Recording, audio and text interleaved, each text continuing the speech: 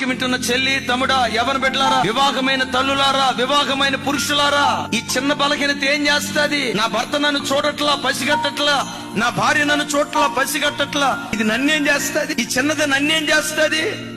ఆ చిన్నదే నీ బ్రతుకును చిదిమేస్తాది. జాగ్రత్త, మర్చిపోకు.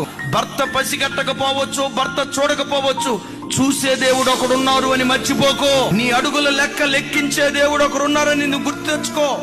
నువ్వు కూర్చోవటం దేవునికి తెలుసు, నడవటం దేవునికి తెలుసు, నువ్వు పండుకున్నది తెలుసు, చాటు మాటున మాట్లాడిన ప్రతిదీ నీ దేవుడు విన్నాడు. తమ్ముడు నా వైపు చూడు, చెల్లి నా వైపు చూడు. నీలో కూడా ఏదో పులిసింది కొంచెం ఉంది, జాగ్రత్త. చచ్చిన ఈగలు కొన్ని ఉన్నాయి, జాగ్రత్త. తైలమంతా కంపు కొట్టక మునిపే, నీ కొంప కొల్లేరు కాక మునిపే, ఆ కొంచెం నీ కొంపను కోల్చక మునిపే దాన్ని నీలో నుంచి తొలగించుకున్నావా?